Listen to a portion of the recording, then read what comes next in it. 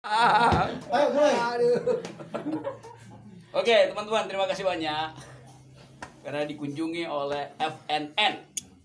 FNN itu artinya Forum Nantang-Nantang. Gila. Bukan forum nebeng-nebeng. Nah, itu dia. Oke, sebelum saya mulai, saya mau terangkan dulu itu. Kalian lihat tanah di situ kan? Jadi saya dapat berita kemarin. Memang saya mau digusur dan di situ akan dibangun gedung bertingkat di situ, yaitu kantor sebuah majalah modern.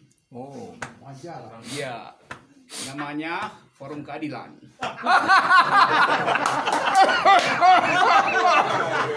gua kira beneran. Aduh. Gua kira beneran. barang ini. Kita amini dulu kan? Kita amini dulu. Amin. Ya itu sebabnya. Oh, gitu. Itu sebabnya bulldosernya sekarang nggak mau lagi nyebrang ke tempat saya. Karena dia nggak tahu bahwa saya ini Dewan Pakar Forum Keadilan. Jadi blessing in disguise-nya itu ya. Catat lo. Gila, emang gila. Orang gila. Terus. Oke, jadi ini situasi ini udah tumbuh jadi momentumnya udah dapat, tinggal kita diriin monumen sebetulnya. Jadi monumen untuk yang nanti akan diresmikan, kita akan beri nama apa monumen itu. Yang jelas ada semacam persekutuan keresahan di kalangan penghuni perumahan-perumahan rakyat dan perumahan-perumahan elit bahkan di seluruh Indonesia. Karena saya dapat WA dari segala macam orang yang digusur itu. Jadi ini jadi Titik balik. ya window of vulnerability, jendela kelemahan dari Sentul, yaitu dia membuka gorong-gorongnya sendiri lalu banjir datang. Top. Jadi udah ini mungkin ini semacam jalan dari langit untuk melanjutkan misi perjuangan yang hari-hari ini melemah. Jadi tiba-tiba orang merasa bahwa iya politik itu bukan sekedar soal amandemen, ini soal tanah itu jauh lebih penting sebetulnya karena itu langsung mengikuti basic needs dari rakyat. Karena itu saya dapat undangan macam-macam, bahkan dari luar negeri ada forum yang namanya Persatuan Pengembalian Tanah Rakyat Indonesia, macam-macam forum yang serem-serem namanya itu. Tapi intinya upaya untuk menghasilkan ulang keadilan bisa dimulai dengan mempersoalkan hal yang paling dasar dari keadilan, itu pembagian rata tanah. Kan itu dalil kita kan. Nah orang sering menganggap bahwa saya menyerobot. Nah itu kasus hukum udah selesai kan. Tapi yang sering dilupakan juga dianggap tanah itu bisa dimiliki. Tanah nggak bisa dimiliki. Tanah itu barang yang udah fix disediakan oleh alam yang hanya bisa dipakai. Jadi nggak ada hak milik tanah. Hak di atas tanah itu ada, namanya hak DB, bahkan hak milik itu bukan hak absolut itu. Karena dia bisa dibatalkan dengan prinsip sosial. Kalau tanah itu tidak punya fungsi sosial, hak miliknya berhenti. Bahkan hak milik harus ada fungsi sosial.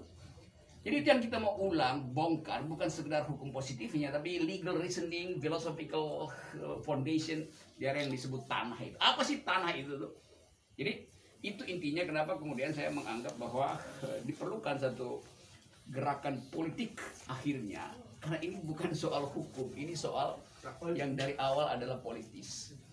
Kalau soal statistik kita udah tahu sama-sama bagaimana mungkin ada satu perusahaan properti menguasai ratusan ribu hektar dan ditelantarkan hanya untuk menunggu momentum sahamnya naik di bursa efek. Nggak bisa begitu. Itu artinya dia berinvestasi untuk akumulasi, bukan untuk distribusi itu. Nah kesalahannya bukan pada pengembangnya, tapi pada si pemberi izin. Padahal sebetulnya tugas negara adalah mendistribusikan, bukan menunggu hasil akumulasi dari properti swasta. Jadi soal-soal fundamental itu mesti kita jelaskan tuh. Karena bahkan wartawan selalu menganggap, lalu kan nggak punya hak milik itu. Lo menguasai tanah itu menyebabkan hubungan hukum saya dengan si tanah itu. Kan itu yang terangkan misalnya oleh John Locke. Ini ada air di situ, kolam itu. Gue ngelemparin di situ aqua, lalu ada aqua itu menumbuhkan habitat baru, ada ikan. Maka ikan itu punya saya karena saya investasikan. Investasi artinya memberi kerja pada objek itu tuh.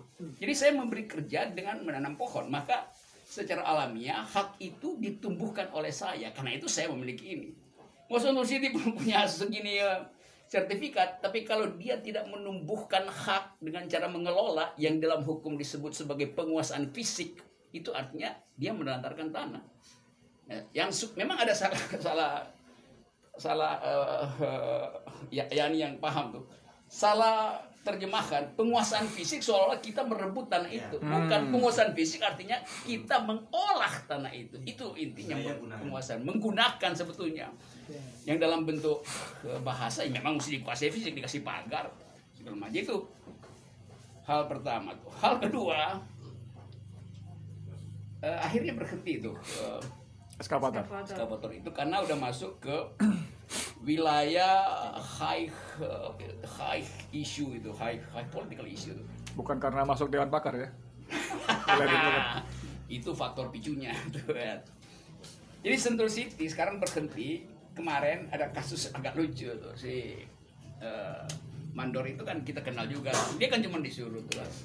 Lalu dia bilang bahwa dia dapat waktu ada konferensi pers di sini, dia hentikan karena ada permintaan dari pusat supaya jangan lagi mengarahkan bulldozer itu ke tempat Pak Rocky.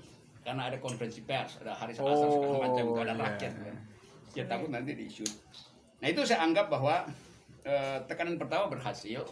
Jadi dia tahu bahwa ini bukan sekedar soal Rocky Gerung, ini ada soal 90 per 120 kepala keluarga di bawah situ. Ini bawah saya ini ada perkampungan. Nah itu yang kemudian saya kira ada rapat dari Sentul City untuk menghentikan sejenak gitu. Saya nggak tahu ini sejenak apa enggak. Itu fakta di lapangan. Fakta di dalam proses ada pada Haris Asrar. Haris Asrar menerangkan bahwa dia udah kirim surat ke BPN dan BPN mengetahui proses ini sehingga BPN pusat itu saya kira udah menegur BPN Bogor sehingga BPN Bogor nggak mau lagi dikaitkan. Dia limpahkan semua ke pusat. Artinya dia udah tahu bahwa kalau di dia itu dia kena macam-macam gitu. Ketemu batu karang dia. Iya, jadi diambil oleh BPN pusat. Kita nggak tahu bagaimana proses berikutnya, nanti Haris Asrar yang akan beritahu saya nanti. Jadi mungkin hari ini dia ketemu Sofian Jalil. Jadi statusnya sekarang itu di BPN dan bagus betul Taufikul Hadi temannya Hersu kemarin beri semacam konferensi pers yang memang memperlihatkan bahwa hak penguasaan fisik itu mendahului segala macam sertifikat. Karena dengan cara itu kita mengerti bahwa banyak tanah sebetulnya yang dikuasai secara fisik oleh rakyat diolah bertahun-tahun untuk mengisi kebutuhan dapurnya itu tiba-tiba datang hak yang lebih tinggi. Jadi bukan karena haknya lebih tinggi maka dia berhak menggusur, tapi cara dia mendapatkan hak. Kalau dia dapatkan hak itu dengan datang ke saya, oke, ini Pak Rocky kan statusnya garapan, kita mau beli, oke, beli aja. Atau saya mau minta mau bikin redaksi FRN mau pindah ke sini nih, oke, ambil aja, yang nggak akan ada transaksi kan. Tapi kalau dia ingin dia mesti bilang ke saya karena saya yang menempati tempat ini dengan cara legal, ada jual beli. Saya tanya ke kan Sentul City bilang ini lo beli dari maling gitu. Iya. Dia bilang begitu. Iya. Gue bilang dia malingnya kapan? Gue belinya kapan gitu?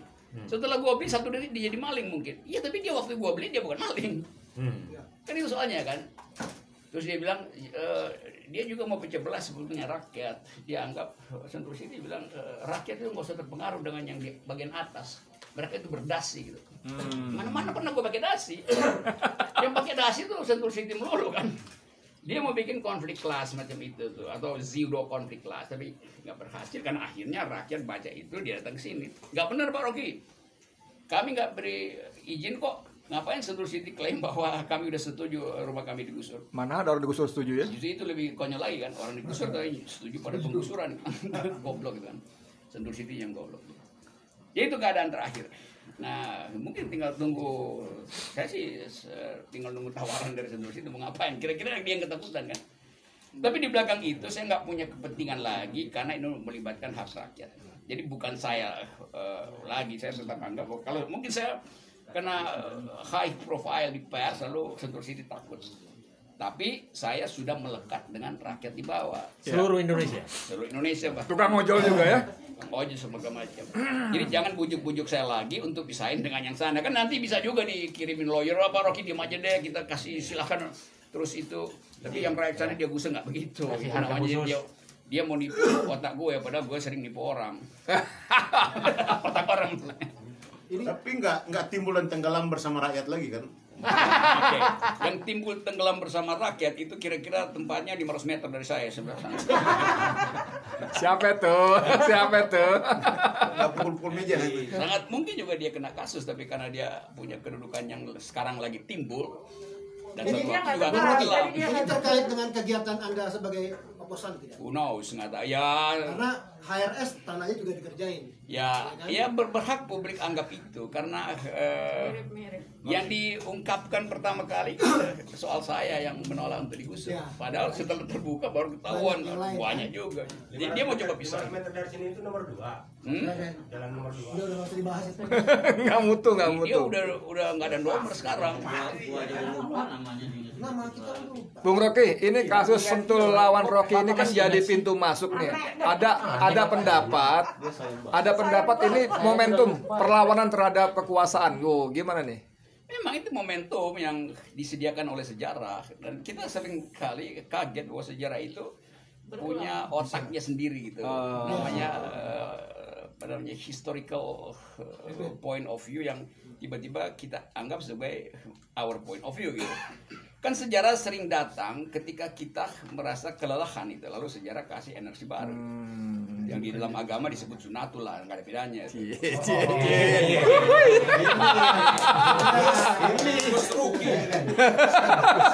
Weh, Quran weh. Weh, Quran.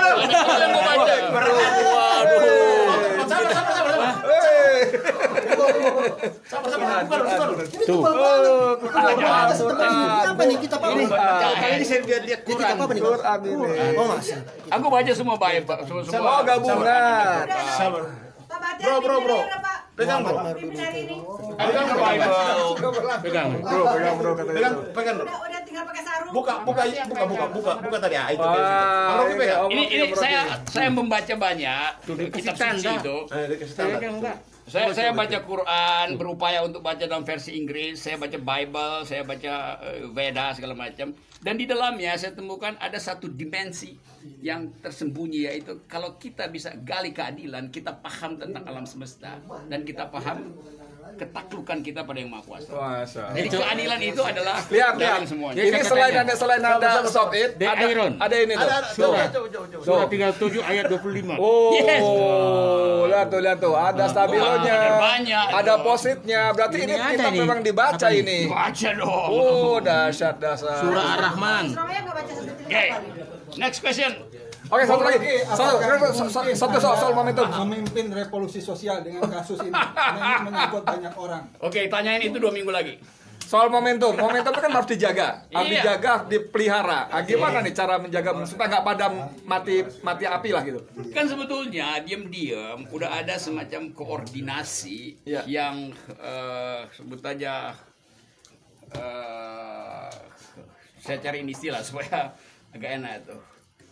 Komitmen etis itu dulu, komitmen etis bahwa ketidakadilan itu makin merajalela.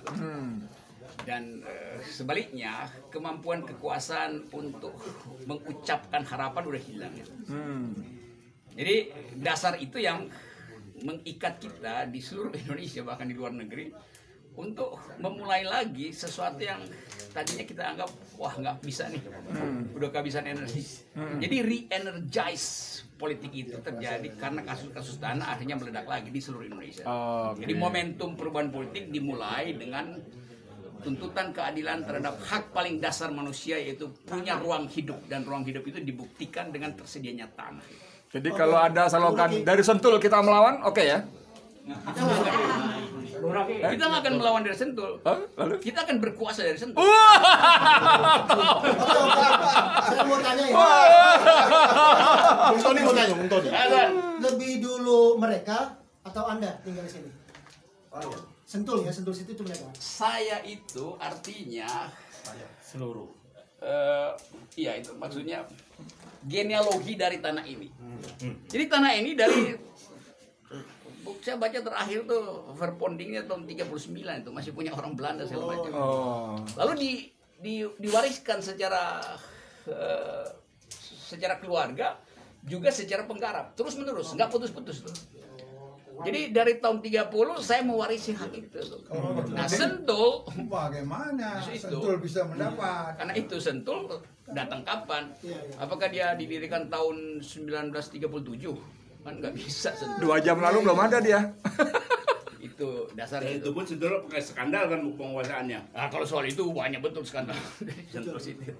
Soal air lah, soal. Tapi sekarang yang Jadi tanah ini sudah ada dari tahun 39 sudah atas nama orang tua atau apa? bukan, itu juga karena itu gue sebut bagi genealoginya diterbitkan berdasarkan hukum yang masih Belanda itu. Karena itu gue dapat banyak dokumen yang masih pakai bahasa Belanda itu. Van apa agrari, ya apa namanya, kantor Van agrari, etc. Betalen itu. Iya. Nah, Nah, yang Sonder Betalen adalah Sentul. Oke. Dia memiliki ini Sonder Betalen. Apa lagi betalan? Sonder Betalen artinya Sonder bayar. Oh, Sondor gitu. Betalen. Iya. En beetje on hel kalau pakai bahasa Belanda. En beetje on verskalig, menjengkelkan. Oh. Pordom ya, pordom. Overdamsen. Apa Bang? Oke. Tanya sekarang. Nah, ubed dulu. Nggak, Bung Rocky tadi sempat menunjukkan bahwa Bung membaca literatur suci ya, Bible, Quran dan lain-lain. Iya, Tentu ada menangkap pesan penting dalam relasi kuasa antara nabi dengan kekuasaan misalnya. Seperti misalnya memahami kisah Musa melawan Fir'aun. Kira-kira konteks itu korelasinya dengan relasi rakyat dengan kuasa dalam kepemilikan tanah. Mungkin Bung Rocky mendapat inspirasi tertentu untuk Pasti itu. Saya membayangkan bagaimana Moses itu meyakinkan rakyat yang udah putus asa bahwa dia tidak sekedar berhadapan dengan raja dengan Firaun, tapi berhadapan dengan ketiadaan harapan itu. Itu penting. Karena itu dia kasih harapan bahwa dia bisa tuntun rakyatnya dia untuk melawan dan keluar dari kekuasaan otoriter itu. Jadi saya bayangkan bahwa semua kekuasaan yang mengalami otoritarianisme itu tidak paham bahwa langit itu memberi hak paling pertama pada manusia, yaitu hak hidup. Dan hak hidup itu artinya hak untuk memiliki tempat dia menghidupi dirinya, yaitu tanah itu. Jadi hubungan antara Tuhan, makhluk dan tanah itu satu nafas.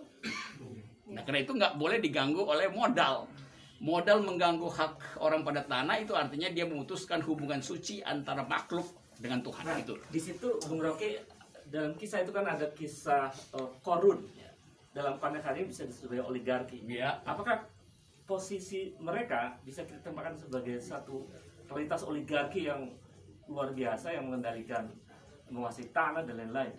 Ya, di dalam sistem kefiraunan itu oligarki itu melekat sekaligus pada semacam kepercayaan bahwa dia itu turunan langit itu.